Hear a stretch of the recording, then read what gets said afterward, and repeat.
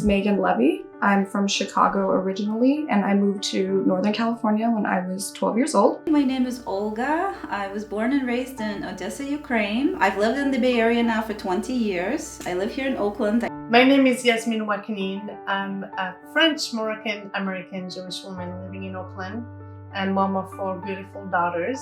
My name is Ari Wright. I grew up in Oakland, California. My mother's Jewish, my father's not Jewish, but was very happy for my mom to raise my brother and me Jewish. Expressed and instilled in me through this need to make a difference in the world. Growing up, I always knew that I was Jewish. To me, being Jewish as a child, just thought it was another ethnicity. I didn't know anything about the religion, anything about the practices, the culture. Growing up, my family was not religious, so we didn't practice very much. You certainly wouldn't put a mezuzah up, right? Because that would signal to everybody who you were. I vividly remember just, being so careful with our words and what we say and what we did. When we moved to Oakland and we left this community, it was really hard to find a community where we feel we really belong, and we got so lucky to find Shallah and Rabbi David in this beautiful community. As I started growing up and getting older, I started becoming more curious about the religion in itself and the community. So when I was 26, I took my birthright trip and I went to Israel, and I fell in love. It was so enlightening, and I had this whole different perspective of what Jewish meant, and I felt proud that it was in my blood.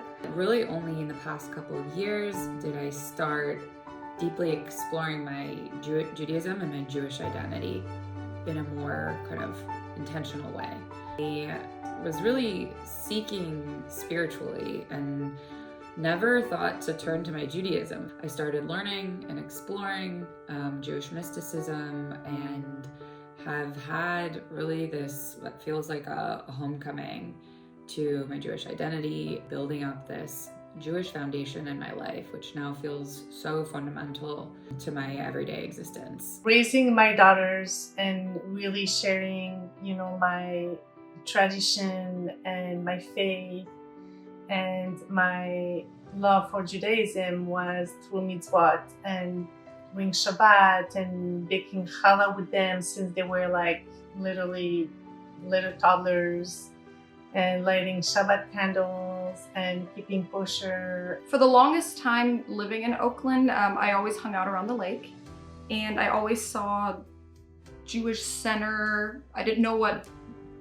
Chabad was. I thought maybe it was like a children's arts and crafts center for Jewish people, or for Jewish children. One day after meeting my partner, who is now my husband, he asked me if I wanted to go to a celebration for Purim.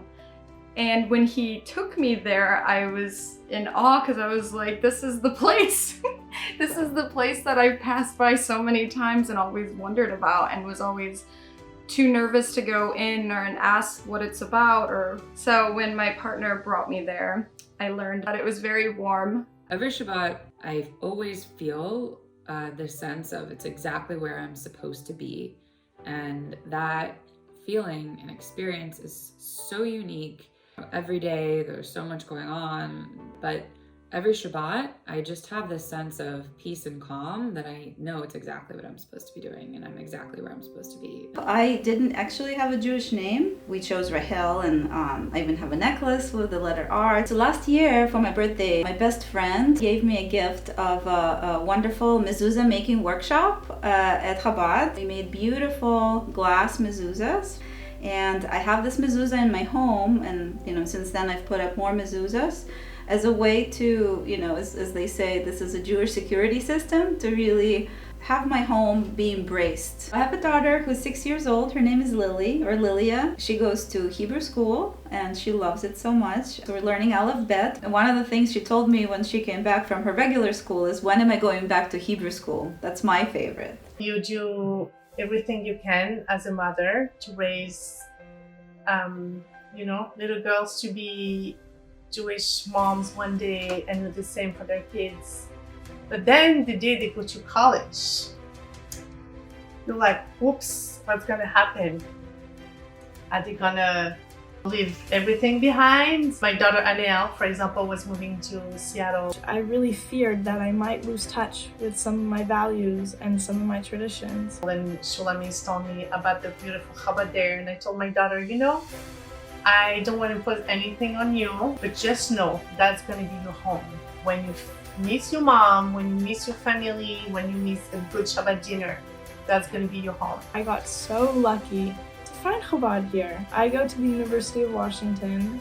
Me and my mother would make challah every single week without fail growing up.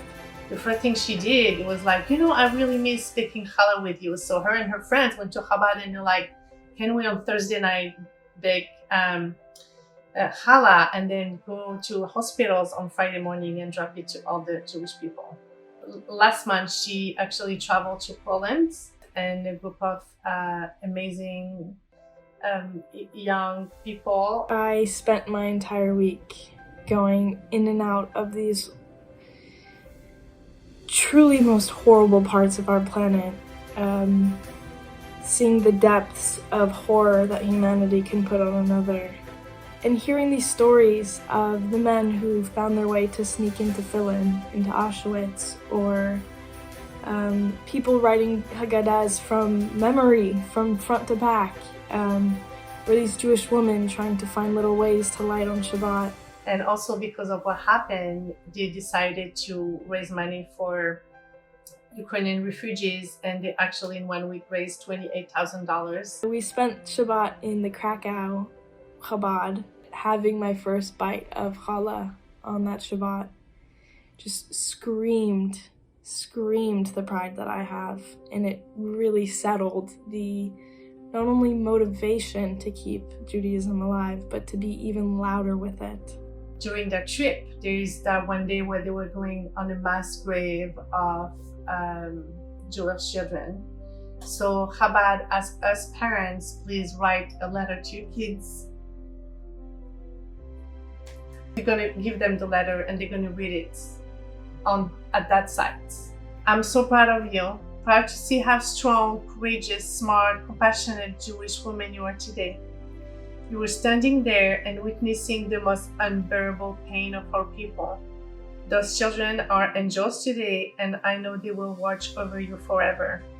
I love you more than words can express. My daughter, my pride, my love. Literally, my daughter came back transformed. I just know that her journey will not stop here. Her love for Judaism that I tried as mom to just plant a little seed is really blooming, and it's just very beautiful to watch. So there are a couple of things that we do in my home that I find very meaningful. I love doing Madani in the morning as an important prayer that we do to thank Hashem for bringing our soul back to us. We do Shema with my daughter in the evening. We have made an effort to create a kosher kitchen, which is actually, to my surprise, is not that difficult. It's, just a little extra effort, and it's about elevating the food that you're eating one step at a time. We didn't start big, so we started very small, and that just kept going. I did get married, and I did mikvah, and it was something that I was nervous to do. Being with Shulamit, she worked with me to educate me. I learned so much,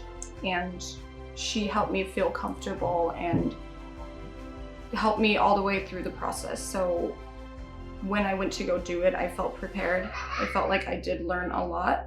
And it's something now that I will incorporate into my life, not just for that moment before my wedding. Judaism exists through practice. So it's nice to read about it and kind of theorize, but it truly exists through action. So taking on mitzvahs is extremely important. Simple things like saying Madani, for example, or lighting Shabbat candles. I'm just here to say, doing what you can, or whatever makes you feel enlightened or inspired, do it. Doesn't matter how Jewish you feel or if you grew up around it or not. Anything that you feel connected to, I would say go for it. That feeling, just the best feeling in the world. It's something that I now really, it's such a such a part of my life. It's the most important and the most consistent thing in my life. It's beautiful to think that making challah the way I did with my daughters at a very young age is what actually ignited the spark again for my daughter as an adult being in college, and that's the first thing she did. She baked challah. I hope to install the same spark of curiosity that my mother installed in me, and the same love for my traditions and for questioning and just for being Jewish. It's absolutely the biggest blessing of my life.